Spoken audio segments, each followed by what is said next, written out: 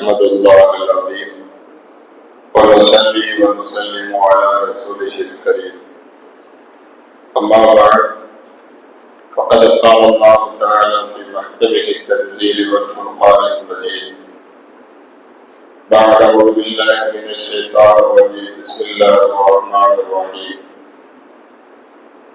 وما أرسلناك إلا رحمة للعالمين وقال نبينا صلى الله عليه وسلم إني لم أبعث لأعمى وإنما بعثت رحمة أو كما قال عليه الصلاة والسلام. எல்லா புகழும் புகழ்ச்சியும் அல்லாஹ் ஜல்ல ஷானஹு தஆலா ஒருவனுக்கே உண்டாகட்டுமாக. சாந்தியும் சமாதானமும் நபியர் முஹம்மது முஸ்தபா ஸல்லல்லாஹு அலைஹி வஸல்லம் அவர்கள் மீதும் அவர்களை அப்படியே பின்பற்றிய சஹாபாக்கள், தாபிஈன்கள், தபா தாபிஈன்கள், இமாம்கள், முஸன்னிஃபீன்கள், முஃபஸ்ஸிரீன்கள், முஹத்திஸீன்கள், வலிமார்கள், சாலிஹீன்கள், முத்தகீன்கள், முஜ்தஹீன்கள், மஷாயிக்மார்கள், உலமாக்கள், மேலும் இந்த ஜும்ஆவிற்கு வருகை தந்திருக்கக்கூடிய நம் அனைவரின் மீதும் என்றென்றும் நிலவட்டுமாக.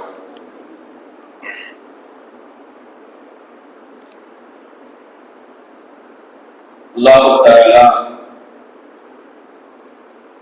முஹம்மது நபி ஸல்லல்லாஹு அலைஹி வஸல்லம் அவர்களை திருமறையில் பல பெயர்களில் அறிமுகப்படுத்துகிறார்.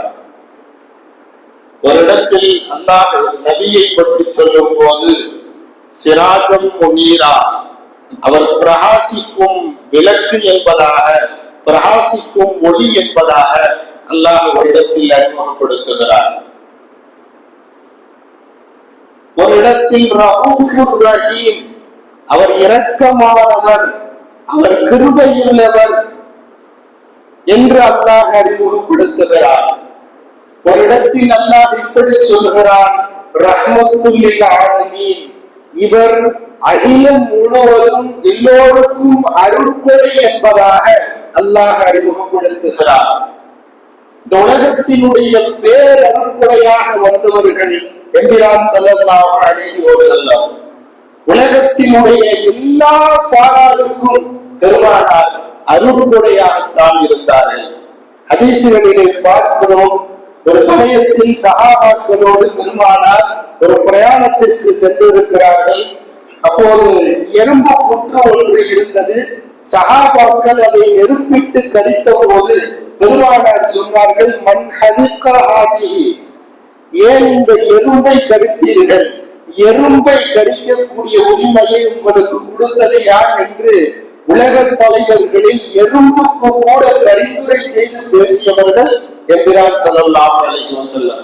பெருமானார் ஜீவராசிகளுக்கும் கூட, சொல்ல போனால் இந்த எறும்பிற்கும் கூட பெருமானார் அருட்கொடையாக இருந்தார்கள். ஒரு சமயம் சஹாபாக்களோடு பெருமானார் பிரயாணத்தில் இருந்த போது பறவை ஒன்று குஞ்சு பொறுத்திருந்தது. அந்த பறவையையும் குஞ்சு பறவையையும் பிரித்து வைத்து சஹாபாக்கள் விளையாடுகிறார்கள். தாய் பறவை பரிதவித்து பறந்து கொண்டே இருந்தது. பார்த்த பெருமானார் சொன்னார்கள், தாயையும் சேயையும் பிரித்து வைத்து ஏன் இப்படி செய்கிறீர்கள் என்று பெருமானார் கேட்டார்கள் என்பதை நாம் பார்க்க முடிகிறது.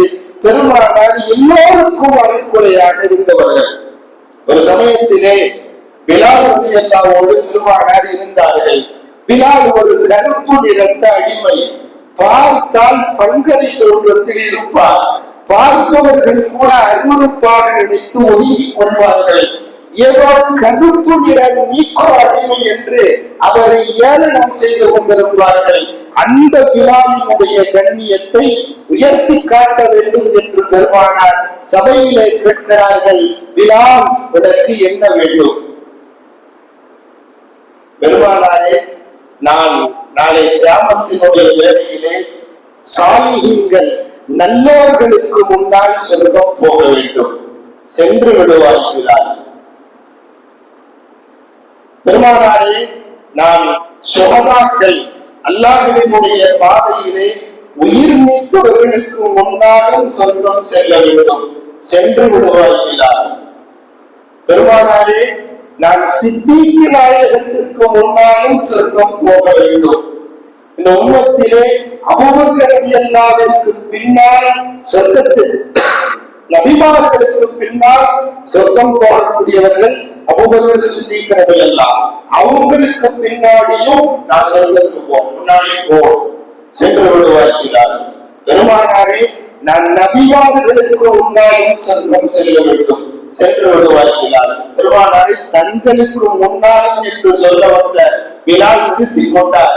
தங்களுக்கு முன்னால் வேண்டாம் என்று சொல்லும் போது இந்த எந்த நபியும் தன்னுடைய வாக்குறுதியை நிறைவேற்றித்தான் வழக்கம். எனக்கு முன்னாலும் சொர்க்கம் செல்வார். நான் சொர்க்கத்திலே உள்ளே நுழையக்கூடிய வேளையிலே ஒட்டகத்திலே அமர்ந்திருப்பேன்.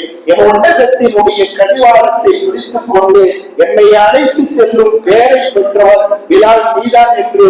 பிலால் ஒரு ஹபஷி நிறத்த அடிமை, ஒரு கருப்பு நிறத்த அடிமை, பார்ப்பதற்கு பங்கரை தோற்றமானவர்.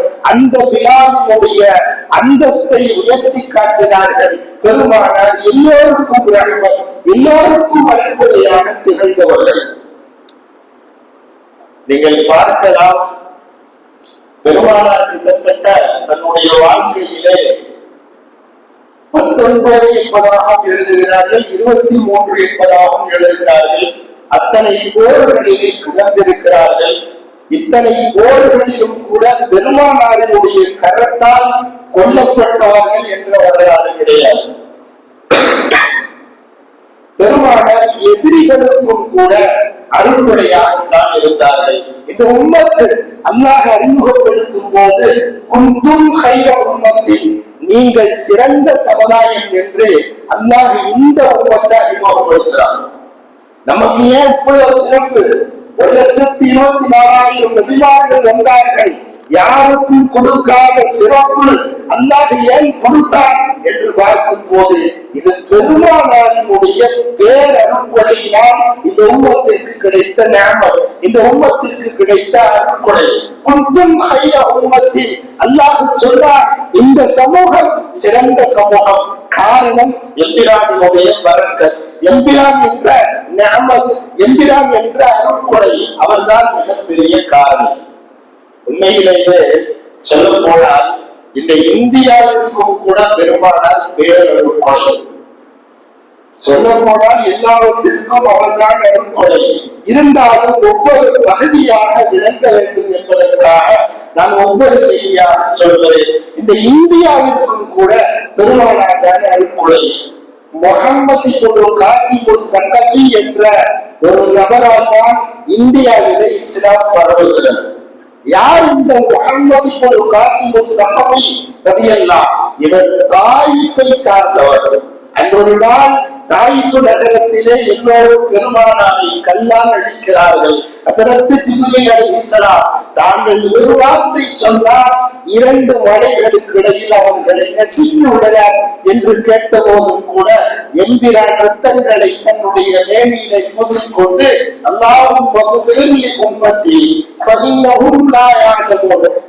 தெரியாம செய்யறாங்க, மன்னிச்சுக்கோன்னு சொல்லி இந்த உம்மத்துக்கு துஆ செய்கிறார்கள்.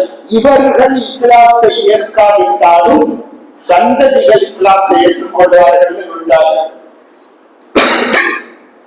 அந்த தாயில இருந்து வந்தவர் தான் இந்த முகம்மது இப்னு காசிமுல் சக்கபி.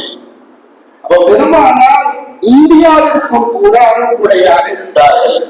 உலகெல்லாம் தெரியும், பெருமானாரினுடைய பெரிய தந்தை ஹம்சா ரலியல்லாஹு கொன்றது வஹ்ஷி என்ற ஒரு சஹாபி.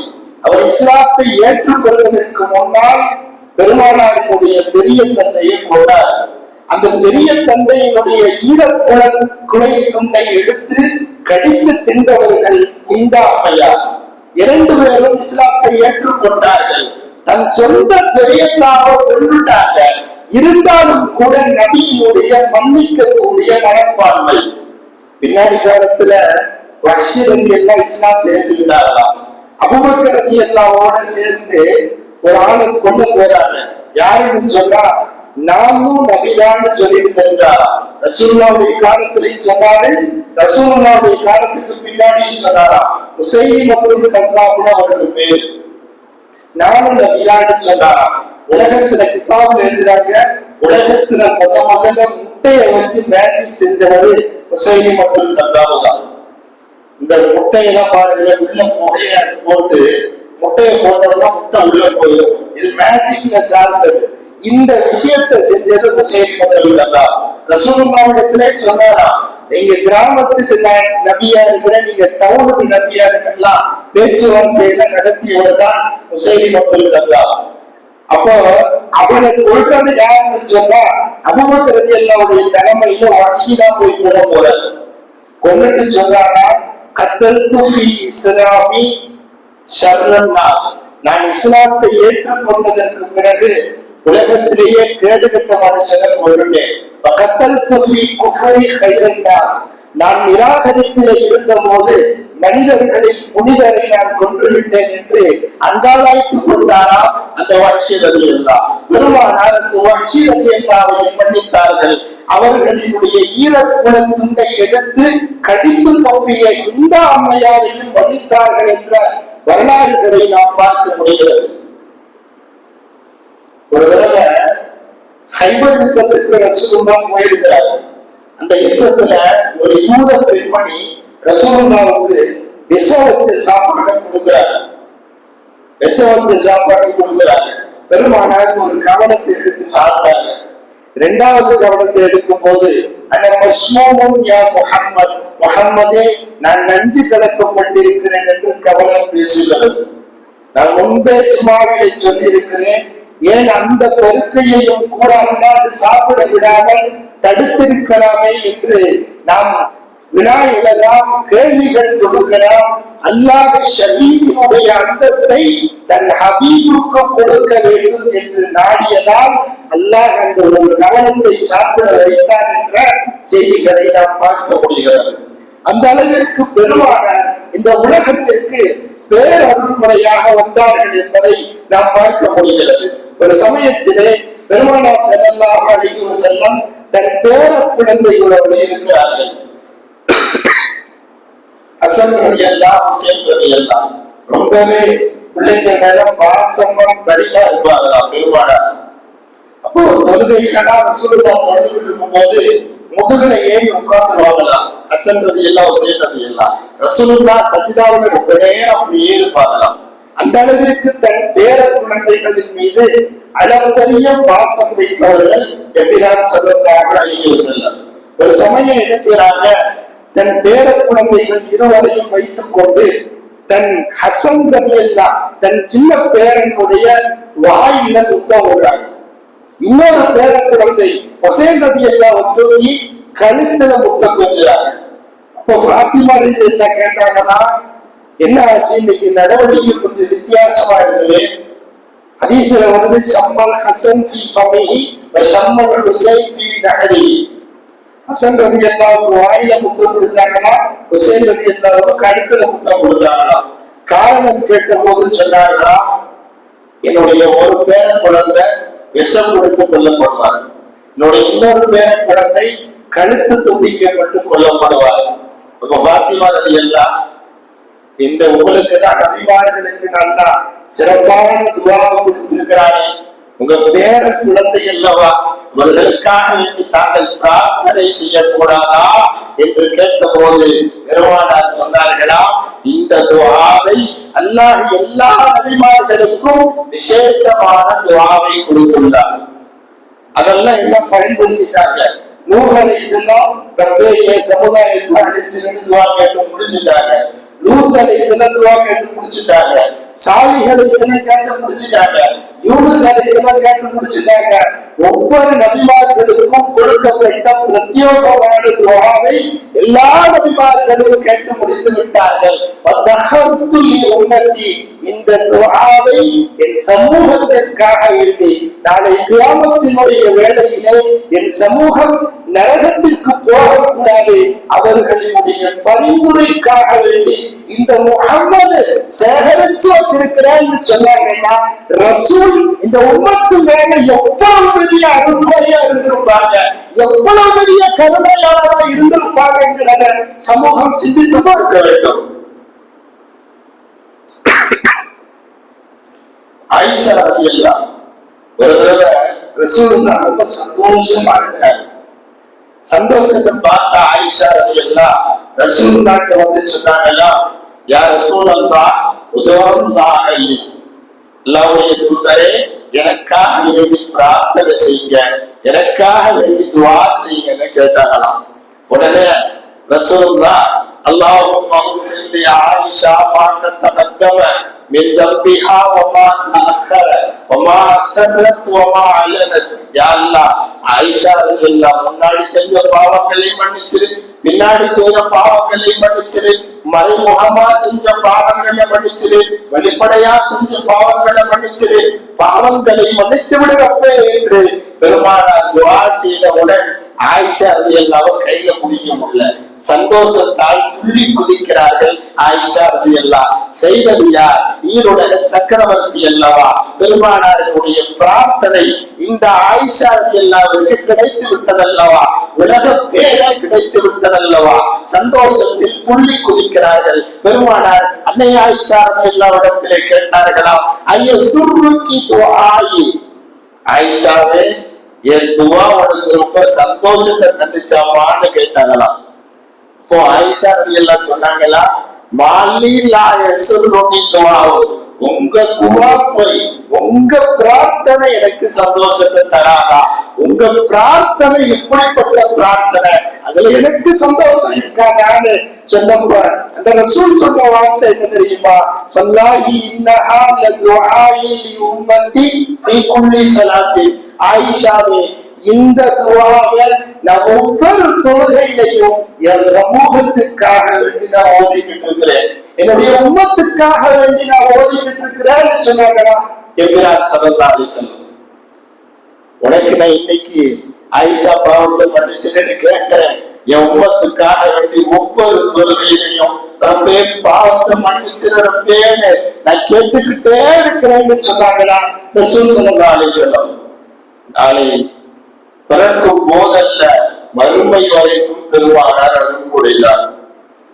நாளைக்கு கியாமத்தினுடைய வேலையில அத்தா போய் மகன் கேட்பாரா, அப்பா கொஞ்சம் நன்மை இருந்தா சொர்க்கத்துக்கு போயிடுவோம்ப்பா, கொஞ்சோட நன்மை தப்பான்னு சொல்லி அத்தா மகன் கேட்பாரு, மகன் அத்தாட்டு கேட்பாரு, அம்மாட்டு போய் மகன் கேட்பாரு, மகன்கிட்ட போய் அம்மாட்ட அம்மா கேட்பாங்க, அம்மாட்ட போய் மகன் கேட்பாரு, அம்மா அம்மா உலகத்துல எவ்வளவு பாசமா வச்சிருந்தீங்க, கொஞ்சம் நன்மை இருந்தா அல்லாஹ் சொர்க்கத்துல விட்டுருவா, கொஞ்சம் நன்மை இருந்தாக்கள் அக்கௌண்ட்ல இருந்து கொஞ்சம் கொடுங்க. குர்ஆன்ல வருது, யௌம யஃபிருல் மர்உ மின் அஹீஹி வ உம்மிஹி வ அபீஹி வ ஸாஹிபதிஹி வ பனீஹி. எல்லா ஆளுக்காலும் விரண்டு ஓடுவாங்களாம். அத்தாவை பார்த்து அம்மா ஓடுவாங்க, அம்மாவை பார்த்து மகன் ஓடுவாரு, தந்தையை பார்த்து மகன் ஓடுவாரு, சகோதரனை பார்த்து சகோதரி ஓடுவாங்க, சகோதரியை பார்த்து சகோதரன் ஓடுவாங்க, எல்லாம் ஓட்ட முடிவாங்க. காரணம் என்ன தெரியுமா? யாருக்கும் யாரை பற்றிய கவலை இல்லை, தன் நிலைதான் அவர்களுக்கு பெரிதாக இருக்கும். அல்லாஹ் குர்ஆன்ல சொல்றான், தன் சொந்த சகோதரனை பார்த்து கூட மனிதன் வெறுண்டு ஓடுவானா.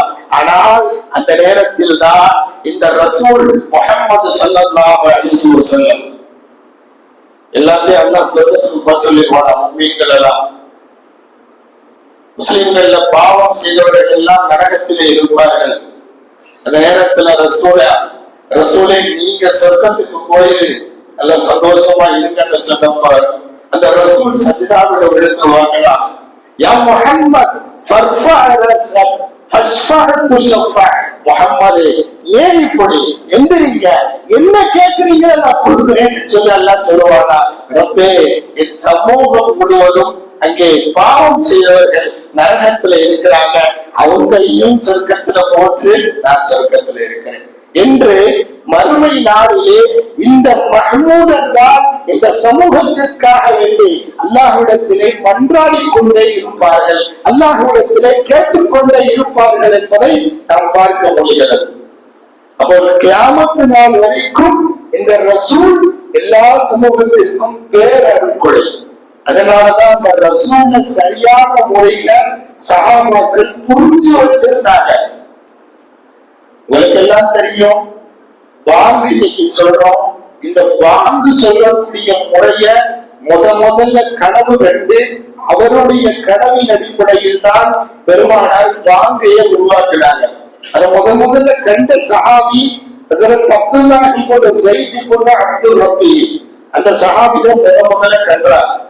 பெருமானாரினுடைய மரண சமயத்துல அப்துல்லாஹ் இப்னு ஸைத் ரலியல்லாஹு அன்ஹு துஆ செய்றாங்க, அல்லாஹும்ம குஃப பஸரி லா அராக ஹத்தா லா அராக பஅத ஹபீபி.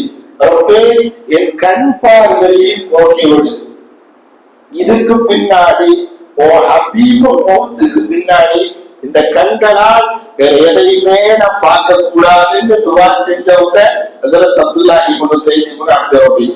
கேட்ட துவா உடனே கபூலாச்சு.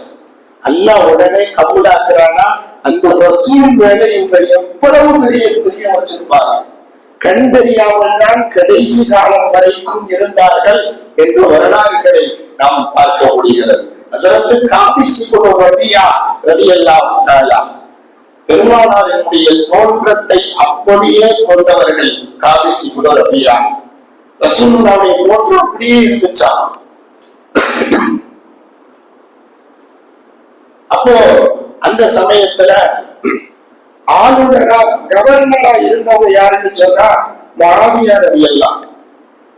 எப்பெல்லாம் அனஸ் ரலியல்லாஹு இந்த காபிஸ் இப்னு ரபியாவை பார்க்கிறாங்களோ பார்க்கிறப்பெல்லாம் அழுவாங்களாம், அழுதுட்டு சொல்லுவாங்களா, அனஸ் இப்னு மாலிக். யார் இந்த அனஸ்? பெருமானாருக்கு 10 வருடங்கள் பணிவிடை செய்த அனஸ். இந்த அனஸினுடைய கரத்தை பிடிப்பதற்கு ஏராளமான சஹாபாக்கள் போட்டி போடுவார்களா. அந்த கரத்தை வைத்து ரசூலினுடைய கரத்தை எத்தனை தடவை தொட்டிருப்பார் என்று அனஸினுடைய கரத்தை பிடிப்பதற்கு சஹாபாக்கள் போட்டி போடுவார்களாம். அந்த அனஸ் ரலியல்லாஹு காபிஸ் இப்னு ரபியாவை பார்த்து அழுதுவாங்களாம். சொல்லுவாங்களா, மன் அஹப்பா யன்துர இலா ரசூலி ஃபல்யன்துர் இலா காபிஸ். ரசூலுல்லாஹ்வை யாராவது பார்க்கணும்னு விரும்புறீங்கன்னா இந்த காபிஸை பார்த்தா போதும்னு சொல்லுவாங்களாம். கிட்டத்தட்ட 70 சஹாபாக்கள் காபிஸை பார்த்து விட்டு இவர் ரசூலை போலவே இருக்கிறார்னு சொல்லியிருக்கிறார். அந்த நேரத்துலதான் பஸராவாசிகள், பஸராலதான் காபிஸ் ரலியல்லாஹு இருந்தாங்களாம். முஆவியா ரலியல்லாஹு ஒரு கடிதம் எழுதுறாங்க, இந்த மாதிரி ரசூல் மாதிரியே ஒருத்தர் இங்க இருக்கிறார். உடனே முஆவியா ரலியல்லாஹு காபிஸை வர சொல்லி அழைச்சாங்களாம். அழைத்து என்ன செஞ்சார்களாம், அந்த பஸராவினுடைய ஒரு பெரிய பகுதியை காபிஸ் ரலியல்லாஹுவுக்கு கொடுத்து அவனுடைய கரத்தை முத்தம் கொடுத்து கண்களை முத்தம் கொடுத்து அத்தஷ்பாஹு பிர் ரசூல், என் ரசூலை போன்றே நீங்கள் இருக்கிறீர்கள் என்று தன்னுடைய மேனியை அவர்களுடைய மேனியோடு ஒன்றிக் கொண்டு கண் குளிர்ச்சியாக இடங்களை தானம் வழங்கினார்கள் என்ற வரலாறுகளை பார்க்க முடிகிறது. ஏன் சஹாபாக்கள் இவ்வளவு பெரிய மிகைப்போடு செய்ய வேண்டும் என்று பார்க்கும் போது அந்த ரசூல் மீது இருந்த பேரன்பு.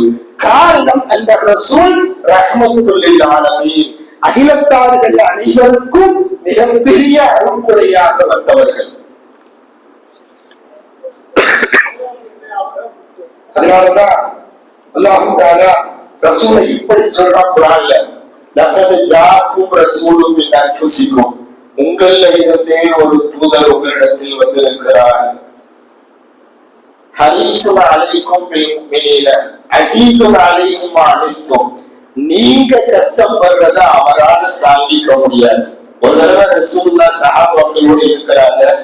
ஒரு அம்மா என்ன செய்யறாங்க, திராட்சை பழத்தை சாப்பிடுறதுக்காக வேண்டி கொடுக்குறாங்க. ரசூலிடத்துல கொடுக்குறாங்க. எப்போதும் பகிர்ந்து சாப்பிடக்கூடிய ரசூல் தாமாகவே முழு திராட்சையும் சாப்பிட்டு விட்டார்கள், சஹாக்களுக்கு கொடுக்கவில்லை. அந்த பெண்மணி பார்த்து மகிழ்ச்சியோடு செல்கிறார். சென்றதற்கு பிறகு சஹாபாக்கள் எல்லாம் கொஞ்சம் மன வருத்தத்தோடு இருக்கிறார்கள். அப்போது ரசூலை சொன்னார்களாம், அந்த அம்மா என் மேல பிரியத்தோடு வந்து திராட்சையை கொடுக்குறாங்க. கொடுத்த திராட்சை பழம் புளிப்பாக இருந்தது. அதை உங்களுக்கு கொடுத்து குளிக்குதேன்னு சொல்லி முகத்தை சுழிச்சிட்டீங்கன்னு சொன்னா அந்த தாயாரினுடைய மனது புண்படும் அல்லவா என்று நினைத்தவர்கள் என்கிறார் ஸல்லல்லாஹு அலைஹி வஸல்லம். இதனாலதான் அல்லாஹ் சொல்றான், அஸீஸுன் அலைஹி மா அனித்தும், நீங்க கஷ்டப்படுறது அவரால் தாய்க்க முடியாது. ஹரீசுன் அலைக்கும் பில் முஃமினீன ரഊஃபுர் ரஹீம். இந்த முஃமின்கள் இஸ்லாத்தின் மீதே நிலைத்திருக்க வேண்டும் என்ற பேராசையுடையவர், அவர் கிருபையாளர், அவர் கருணையாளர் என்று அல்லாஹ் இந்த ரசூலை அறிமுகப்படுத்தி சொல்கிறார். அந்த ரசூல் பிறந்த மாதம் இந்த புண்ணிய மாதம். அதனால்தான் அல்லாஹ் இந்த ரசூலை இந்த அகில உலகத்திற்கும் அருள்கொடையாக தான் அனுப்பி இருக்கிறேன் என்று அல்லாஹ் சொல்லி இருக்கிறார். ஆகவே அந்த ரசூலின் மீது நாம் அதிகம் செலவாத்து சொல்ல கடமைப்பட்டுள்ளோம். இன்னைக்கு ஒரே ஒரு செய்தியை சொல்ல விரும்புகிறேன். இன்னைக்கு நிறைய இடங்களிலே செலவாத்து சொல்லக்கூடிய முறையில் ரொம்ப வித்தியாசம் இருக்கு. எல்லாம் என்ன சொல்றோம்? ஸல்லல்லாஹு அலா முஹம்மத் ஸல்லல்லாஹு அலைஹி வஸல்லம். என்ன அர்த்தம்? வலா லான்னு சொன்னாலே அரபியில இல்லைன்னு அர்த்தம். இன்னைக்கு நம்ம என்ன சொல்றோம்? ஸல்லல்லாஹு அலா முஹம்மத் ஸல்லல்லாஹு அலைஹி வஸல்லம். ரசூலுல்லாஹ் மேல ஸலவாத் இல்லைன்னு சொல்லிட்டு இருக்கிறோம். அங்க என்ன சொல்லணும்? ஸல்லல்லாஹு அலா முஹம்மத் ஸல்லல்லாஹு அலைஹி வஸல்லம். வா லா என்ற இடத்திலே ஆ லா என்பதாக மாற்றி சொல்ல வேண்டும். ஸலவாத்து விஷயத்திலும் நாம் மிகவும் கவனத்தோடு இருக்க வேண்டும். அல்லாஹ் தஆலா கேட்டதின்படி அமல் செய்யக்கூடிய பாக்கியத்தை நம் அனைவருக்கும் நசீபாக்குவானாக. வ ஆகிரு தஅவானா அல்ஹம்துலில்லாஹ்.